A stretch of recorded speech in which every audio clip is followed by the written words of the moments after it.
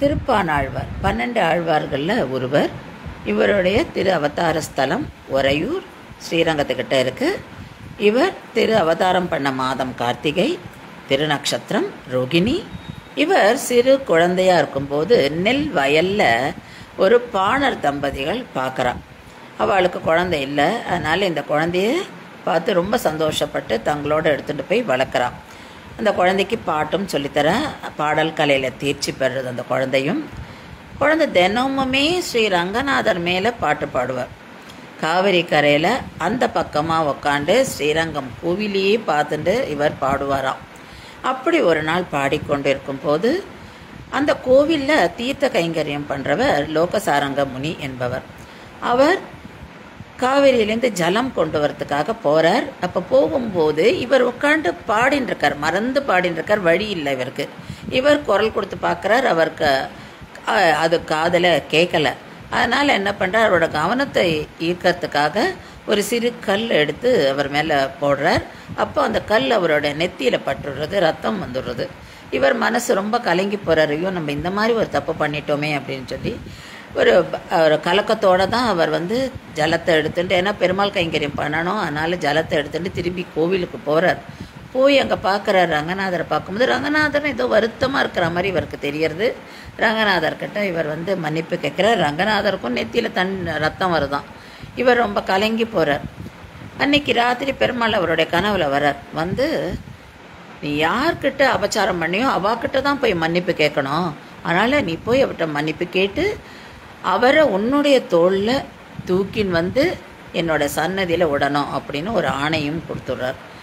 இவர் ஏற்கனவே இதுக்கு எப்படி நான் பரிகாரம் பண்ணுவேன் அப்படின்னு சொல்லி யோசிச்சுருக்கார், கலங்கி போயிருக்கார். அப்போ பெருமாளோட ஆணை இவருக்கு உடனே நம்ம நிறைவேற்றணும் அப்படின்னு சொல்லிட்டு இவர் கிளம்பி போகிறார். போகும்போது எப்பவும் போல் திருப்பானாழ்வார் பாடின்னு இருக்கார் காவிரி கரையில். அப்போ அவர்கிட்ட இந்த விஷயத்த சொல்கிறார். திருப்பானாழ்வார் தயங்குற இல்லை, நான் இப்படி அப்படின்னு. அப்போ இவர் சொல்கிறார், இல்லை இது அரங்கனோட ஆணை, நீங்கள் என் மேலே தோல் மேலே உக்காண்டுக்கணும் அப்படின்னு சொல்லி நான் உங்களை கூட்டுன்னு போவேன். இப்போ அரங்கன் ஆணை அப்படின்றதுனால ஆழ்வாரும் என்ன பண்ணிடுறார், சரி நான் வரேன் அப்படின்னு சொல்லிட்டு இவரோட தோல் மேலே உட்காண்டு இவர் முதலாக கோவிலுக்கு போகிறார். அங்கே கோவிலில் பார்க்குறார். பரவசம் அவருக்கு, ஒரே சந்தோஷம், கண்களில் ஜலம் வருது அவருக்கு. அப்படியே பார்த்துட்டே போகிறார். பெருமாள் சன்னதி இருக்க இவரை இறக்கி விடுறார் லோகசாரங்க முனி. இப்போ பெருமாளை பார்த்து அப்படியே பக்தி பரவசத்தில் இவர் அவருடைய திருப்பாதங்கள்லேருந்து ஆரம்பித்து திருமுடி மட்டும் அவர் பெருமாளை வர்ணித்து பாடுறார். அந்த பாசுரங்கள் தான் அமலநாதி பிரான் பாசுரங்கள். அப்போது ஒரு அவயமாக பெருமாளை அவர் வர்ணிக்கிறார்.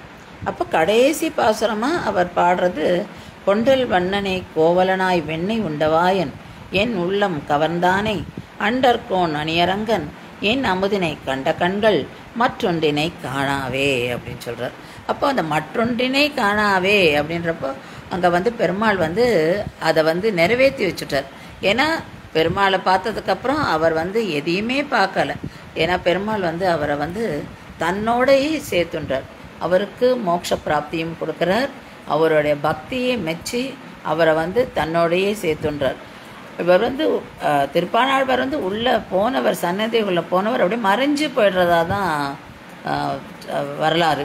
அதுக்கப்புறம் அவர் வெளியிலேயே வரலையாம். அப்போ அந்த கடைசி பாசுரத்துக்கு ஏற்ற மாதிரி பெருமாள் எப்படி அவரை மீதி எதையுமே பார்க்க அவருக்கு, ஏன்னா அவருக்கும் ஆசை இல்லை, ரங்கநாதரை பார்த்த கண்கள் மீதி எதையுமே பார்க்கக்கூடாது அப்படின்றதானே அவர் பாடியிருக்கார். அதுக்கேற்ற மாதிரி இவர் அவரை தன்னை விட்டு வெளியிலையும் அனுப்பாமல் தன்னுடனே அவரை சேர்க்க வச்சுட்டார். அப்படின்றத தான் நம்ம இங்கே திருப்பானாழ்வாருடைய சரித்திரத்துலேருந்து நம்ம பார்க்குறோம். அப்போ திருப்பானாழ்வார் சரித்திரத்துலேருந்து நம்ம என்ன கற்றுக்குறோம் அப்படின்னா, பெருமாள் பக்தியை மட்டும்தான் எதிர்பார்க்குறார். பக்தன் ஒரு உண்மையான பக்தி, பெருமாளுக்கு எதை பிடிக்குமோ அந்த கைங்கரியத்தை நம்ம பண்ணிட்டு இருந்தாலே பெருமாள் நம்மளை ரட்சிப்பார். அதோடு இல்லை, பெருமாள் நமக்கு அந்த மோட்ச பிராப்திக்கான வழியையும் காமிக்கிறார். அப்படின்றத தான் நம்ம திருப்பானாழ்வார் சரித்திரத்துலேருந்து நம்ம தெரிஞ்சுக்கிறோம்.